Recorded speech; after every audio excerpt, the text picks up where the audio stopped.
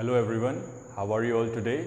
This is Ashar Khan from Shiv Jyoti Educational Group Kota, your SST teacher, and today we'll be learning chapter number 7 of history. So please open your books on page number 67. The book name is Our Pasts 1, okay? So open it on page number 67, keep pencil ready in your hand and we'll begin. So the chapter that we are learning is chapter number 7. It's Ashoka the emperor who gave up war. Okay, so in this chapter we'll be learning about Ashoka. As you know, in our country India, there have been many kings and emperors, right? We have been ruled over by a lot of kings and emperors, but in this chapter we are learning about Ashoka the Great. Okay, we'll also learn why he is called the emperor, okay, and how he gave up war. Okay, उसने युद्ध करना क्यों छोड़ दिया. This is all that we will cover. We'll also learn about kingdoms and empires. We'll also learn about Ashoka's Dhamma and many other things. So let us begin. I hope you are excited to learn this new chapter. So these are the topics which we will cover in this video. First is a very big kingdom and empire. Okay, so first we'll learn about the differences between kingdoms and empire. Okay, then how are empires different from kingdoms? Okay, then ruling the empire means Ashoka, who belonged to the Mauryan dynasty. Okay, how they used to rule the empire, that we will also see. Now Ashoka, a unique ruler, how Ashoka was a unique ruler, who he was, that we'll also see. Ashoka's war in Kalinga. Okay, we'll see how Ashoka fought a war in Kalinga. And last was, what was Ashoka's Dhamma? The last topic that we'll discuss will be Ashoka's Dhamma. Okay, how Ashoka used to rule over his subjects and what guidelines, what teachings he imparted. Okay, so let us begin. Keep your pencils ready. Okay, so on the first page of this chapter, you can see this image. Okay, what is this? It's the pillar of Ashoka. We will see how it is important as well. Okay, as you can already see, first chapter, first page पे ही आपका ये image दे रखा है. The pillar of Ashoka is situated at Sarnath, Varanasi. Where will you find it? It is situated at Sarnath, Varanasi. It was built by Ashoka. Who ordered this to be built? It was Ashoka. As you can see, there are 4 lions. In this picture, you can only see 3, right? But there are actually 4 because the 4th lion is at the back of this pillar. At the bottom, you can also see this symbol. I hope you recognize this. It's the Ashoka's Chakra, which is represented on our national flag. 4 lions were carved in stone and placed on the top of a massive stone pillar. So 4 lions were carved and they were placed on a top of a pillar, stone pillar. Why a pillar? Because what Ashoka used to do, he used to inscribe his messages on stone tablets and pillars. His messages, whatever he wanted his subjects to learn, okay, whatever he wanted to teach, he used to inscribe it on rock pillars. And it is the national emblem of India. It is the national emblem, symbol of India, the Ashoka pillar. And where will you find it? Sarnath, Varanasi. You must have seen this image in old notes and coins as well. आपने देखा होगा ये. So now you know why is it important. So let us begin. Keep your pencils ready because we'll be underlining lines as well from the paragraph. Now, Ashoka was one of the greatest rulers known to history. Okay, and on his instructions, inscriptions were inscribed on pillars as well as on rock surfaces. Just as I told you, Ashoka was a great ruler in history, okay, and he told his people, his officials, to inscribe on pillars. What? Inscription. उसने pillars पे, stone pillars और rock surfaces पे अपने inscriptions लिखवाए थे. Moving on, the Mauryan Empire that Ashoka ruled was founded by his grandfather Chandragupta Maurya. So the kingdom on which Ashoka used to rule, it was started by whom? His grandfather. And what was the name of the grandfather? It is written here, Chandragupta Maurya. Okay, and how many years ago? More than 2300 years ago. So a very long time ago, Mauryan dynasty used to rule over parts of India. Okay, now here is the term dynasty. What is dynasty? When members of same family rule over a period of time, that family is known as dynasty. Okay, so his grandfather was the king, then his son, and after Ashoka his son came. Okay, so that is called the dynasty. And what was the name of the dynasty? The Mauryan dynasty. Now Chandragupta was supported by a wise man named Chanakya. Okay, now as you know, in a king's Okay, जब राजाओं का दरबार लगता है, right? In a king's court, a lot of people sit, a lot of officials and ministers sit. One of them was Chanakya. Okay, he was the advisor of Chandragupta. He used to advise Chandragupta on the manner of ruling. Okay, how you used to rule, what rules you should make. Okay, Chanakya was also known as Kautilya. Now, many of Chanakya's ideas were written down in a book called the Arthashastra, which is even read today because he was a very wise man who used to give advice to Chandragupta Maurya. I hope you understood this. Moving on, children, please, now on page number 68, you will write an internal question. Okay, what is this internal question? Why Takshila and Ujjain were important cities of the Maurya dynasty? So on page number 68, on the top where there is a blank space on your page, okay, just write this question. What is the question? Takshila and Ujjain were important cities of the Mauryan dynasty. Okay, we need to know why they were important cities. Okay, now moving on, I'll tell you the answer. First, see, there were several cities in the empire. In the Mauryan empire, there were many cities on which they used to rule over, but 3 were the capital cities. Okay, what were they? Patliputra, Takshila and Ujjain. On the map, you can see Patliputra is located here. Okay, today, in today's terms, we call it Patna. Okay, so Patliputra is here in Bihar, in present day Bihar. Then we have Ujjain here, and then there is Takshila.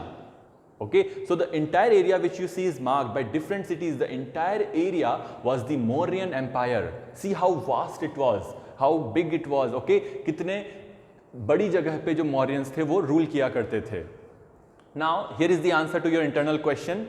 Mark it in your books as well.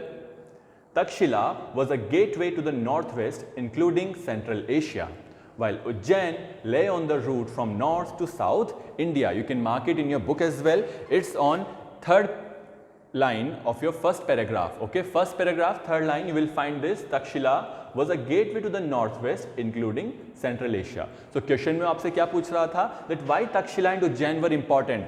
Now I'll tell you. See, as you can see, Takshila is located here. It was seen as a gateway to the northwest. Means if someone wanted to go to the northwest, okay, they would have passed Takshila. That's why it was an important city. Same, Ujjain lay on the route from north to south India, and if someone wanted to go south, okay, they have to pass through Ujjain because that was a capital city. All the roads and rivers which used to flow over here, the Mauryan used to collect tax from it. That also we will learn in later. Now, merchants, officials and craftspersons probably lived in these cities. So these were the 3 most important cities of the Mauryan Empire. So in these cities, merchants, okay, merchants, you know what are merchant? Traders who used to sell things. Officials and craftsperson, they used to live in these cities. Now, next paragraph is, how are empires different from kingdoms? Okay, what is the difference between empire and kingdom? Emperor and kings. Let's see. Emperors need more resources than kings. Okay, you are learning here that emperors need more resources than kings because empires are larger than kingdoms. Empires क्या होते हैं? वो kingdom से बड़े होते हैं. For example, if I give you an example of a kingdom, it will be 1 or 2 cities. That will be called a kingdom. But as you can see, an empire is a very large area, almost covering the entire India as well as Pakistan and as well as Afghanistan as well. At that time, countries were not divided. This was all one part. Okay, they were divided later.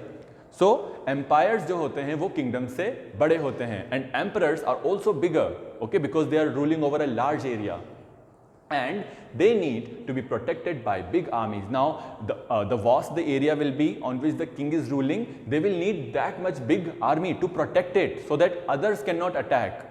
Okay, and they also need a large number of officials who collect taxes. Means they also used to employ a lot of officials, and what was their job? They used to go to every other places and cities, okay, and they used to collect tax. Why? To give it to the king. Okay, I hope you understood कि empires और kingdoms में क्या different है. That empires जो होते हैं वो kingdoms से बड़े होते हैं. Okay.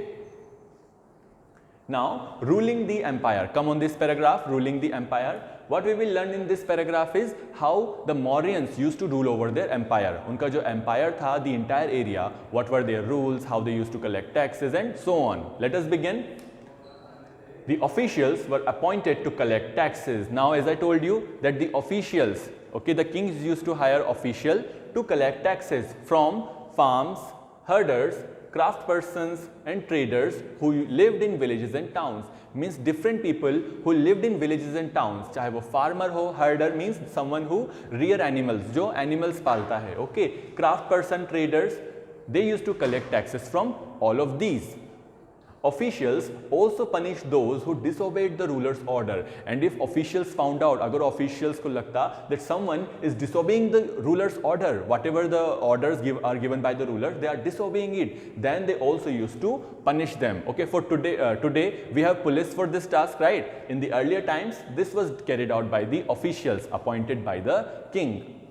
Many of these officials were given salaries. Now, if they are doing their work, the king used to give them salaries, money, okay. And now, spies also used to keep a watch on the official. Now, the kings also used to hire spies. You know what spy is? Jasoos, right? Why they used to hire spies? So that they can keep a watch on the officials, so that no official abuse their post and powers. And these spies used to directly report to the king. And the emperor supervised them all. And सबको supervise कौन करता था? The emperor, someone who was ruling over the entire empire, with the help of the royal family. And he got help from the royal family and senior ministers that he can trust. Okay, so this is one of the things. This is one of the ways through which the Mauryans used to rule over the empire. उनके पास officials थे जो tax collect करते थे, officials को salary मिलती थी इसके लिए, ठीक है. officials उन लोगों को पनिश करते थे जो रूलर्स के ऑर्डर को नहीं मानते थे. And they were also spies in the kingdom. राजा जो था जासूस भी रखता था अपने kingdoms में. Okay. Now, royal princes were often sent as governors of provinces. Now, prince, king's son, Rajkumar, okay, जो राजकुमार थे, they were sent as governors of provinces. Now the king used to send his princes to different villages, towns and cities. Why? As governors, which was ruled from a provincial capital such as Takshila or Ujjain. Now they used to rule over the entire area through their capital city. Okay, the capital cities, as you will remember, were Patliputra, Takshila and Ujjain, 3 capital cities. Now, the Mauryas tried to control roads and rivers as well. Why? Because they were important for transport. Because if someone wants to go to somewhere, they will either go through road or by river. So they used to collect taxes and to collect whatever resources were available as tax and tribute. So if I was to go to somewhere else, okay, so the Mauryas, they built tax post in the road, okay, road के बीच में उन्होंने tax post बना रखे थे. So if I wanted to go, I had to pay tax to pass that post. Now, whatever resources were available as tax and tribute. Tax, as I told you, which the king used to take. What is tribute? Tribute is something that is willingly given to the king. If the people who are living in the area, who are living in the province, and they are happy, they are prosperous, so they used to go to the king's court and they used to give him gifts, and these gifts were called tribute. Now, people of forested regions were more or less independent. Up till now, we were talking about people who were living in towns, villages and cities. Now, what about the people who live in the forested areas? Okay, they were more or less independent. Okay, they didn't have all these laws, but they may have been expected to provide elephants, timber, honey and wax to Mauryan officials. The people who used to live in forest, they were supposed to provide elephants, timber, which is wood, honey and wax. These are the forest resources. So they used to provide these to the Mauryan officials. Okay. Now, finally, we are on Ashoka. Let's see how Ashoka was a unique ruler. Okay, keep your pencils ready, students. Underline this line. The most famous Mauryan ruler was Ashoka. Okay, here is a picture of Ashoka as well. He was the first ruler who tried to take his message to the people through inscription. Why he is important? Okay, we are learning कि Ashoka unique क्यों था?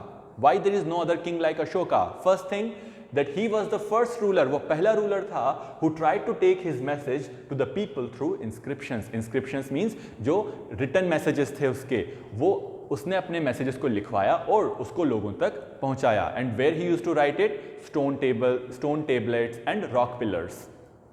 Most of Ashoka's inscriptions were in Prakrit and were written in the Brahmi script. In our earlier chapter, if you remember, we learned in the Jainism and Buddhism wala chapter, right? We learned that Prakrit was the common language during that time. That means a majority of people, the common people, which language they used to speak? Prakrit. So Ashoka knew this. Okay, so in which language he also inscribed his messages? In Prakrit only. Why so? So that other people can understand it easily. Okay, so the inscriptions were written in Prakrit and in the Brahmi script. Now we have an internal question. Write this question on page number 71. Write the ancient name of coastal Orissa. Okay, coastal Orissa का ancient name means the present day Orissa. उसका पहले नाम क्या था? Write it on page number 71 on the top with your pencil. This is internal question number 2. The ancient name of coastal Orissa. Now come to the paragraph Ashoka's war in Kalinga, and here is the answer to your internal question that we just wrote. Kalinga is the ancient name of coastal Orissa. Okay, coastal Orissa जो है, the state that we call Orissa today, उसका पुराने ज़माने में क्या नाम था? Kalinga. Okay. Now Ashoka fought a war to conquer Kalinga. Now Ashoka was an emperor. Okay, Ashoka क्या था? एक emperor था. And what was his goal? In the beginning his goal was to extend his empire. वो चाहता था कि उसका जो empire है वो और फैले. तो he fought a war to conquer Kalinga. उसने लड़ाई लड़ी कलिंगा पे जीत पाने की. Now what happened? However, you can underline this. He was so horrified when he saw the violence and bloodshed that he decided not to fight any more wars. Now what used to happen, if you have seen some movies in which people fight, what used to happen? A lot many people die in wars, right? काफी ज़्यादा लोग हैं वो मर जाते हैं. Some are taken prisoners. Okay. So when Ashoka saw the violence and bloodshed that was being fought over, जो लड़ाई चल रही थी, violence और bloodshed, खून खराबा जब उसने देखा, वायलेंस देखा, he was horrified and he did not like it. So he decided to not fight any more war. उसने ये decide किया कि मैं आज के बाद कभी भी युद्ध नहीं लड़ूंगा.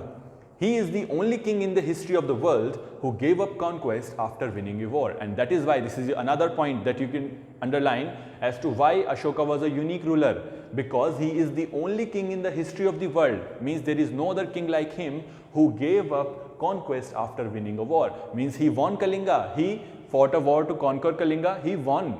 Okay, वो जीत गया. But after winning a war, he decided to give up conquest altogether. He decided that never again I will fight any more wars. Okay, so समझ में आया how Ashoka fought in Kalinga. He attacked Kalinga to conquer it, but when he saw the violence, जब उसने देखा violence, bloodshed देखा, he saw how many people died in there, he decided not to fight any more wars, and that is why he is one of the greatest ruler in our history. Now, this was the inscription describing the Kalinga war. Okay, अभी आपको मैंने बताया that what Ashoka used to do, he used to inscribe his messages on pillars, right? So this is one of his inscriptions. Let us give it a read.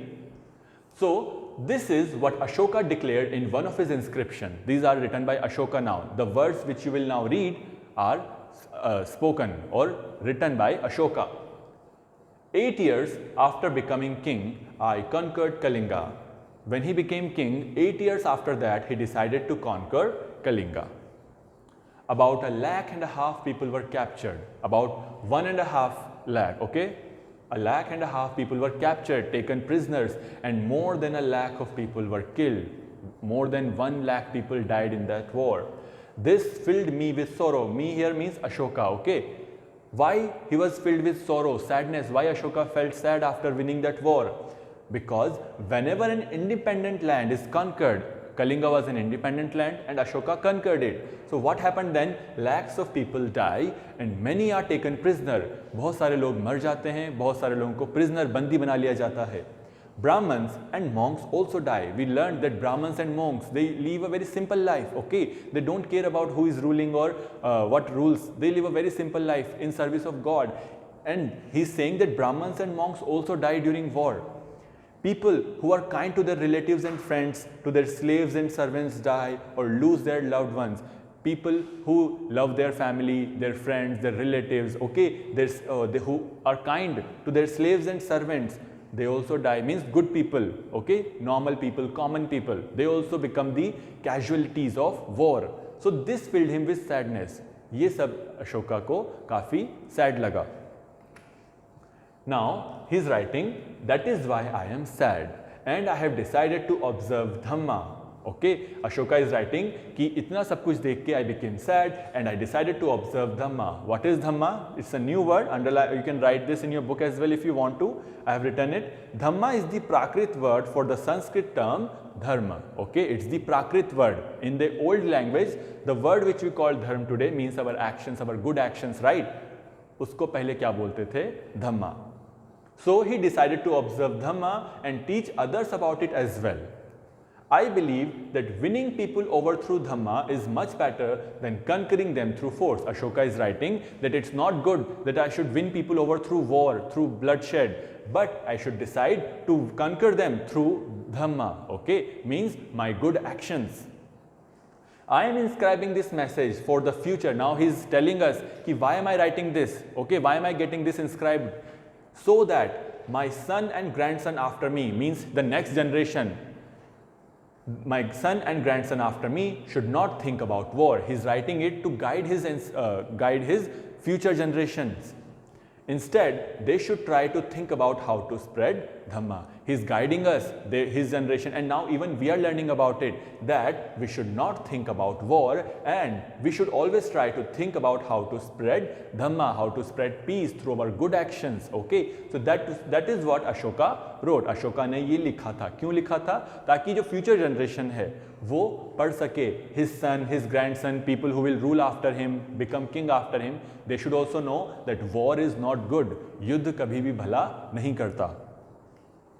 Now, what was Ashoka's Dhamma? अब हम पढ़ते हैं our last topic, what was Ashoka's Dhamma?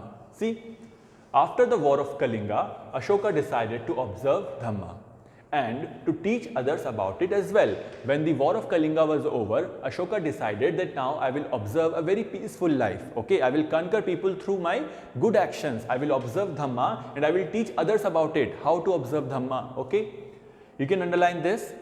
Ashoka's Dhamma did not involve worship of a god or performance of a sacrifice. Now in Ashoka's Dhamma, they did not need to worship any god or to perform sacrifice. He was also inspired by the teachings of the Buddha. We learnt about Buddhism, okay, we learnt about the teachings of the Buddha. So Ashoka was deeply inspired by that. Buddha said to give up worldly pleasure, to always speak the truth and so on, right? So Ashoka was inspired by the teachings of the Buddha. People in his empire, now Ashoka faced some problems, okay, what were they? People in his empire followed different religions. Now he ruled over a vast empire, okay, काफी बड़े area में वो rule करता था. So people had different religion, वो लोग अलग-अलग religion के थे. And this sometimes led to conflict. Sometimes what happens, because of our religious differences, conflict happens. We learnt about it in civics, हमने पढ़ा था, right? तो एक और conflict का कारण क्या बन गया? Different religions. Animals were sacrificed. People used to give sacrifice of animals to gods, right?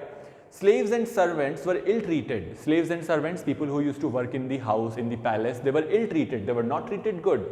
Besides, there were quarrels in the families and amongst neighbors. And also, people used to fight. Quarrel means fight.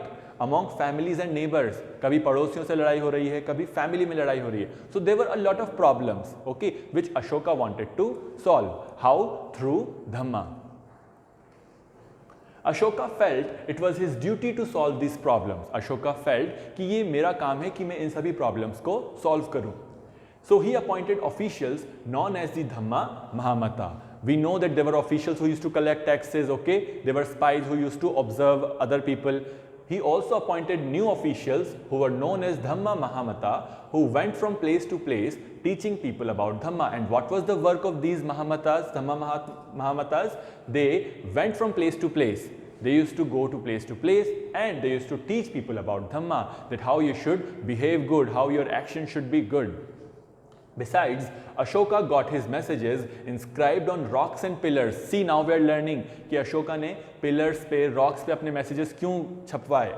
So that instructing his officials to read his message to those who could not read it themselves.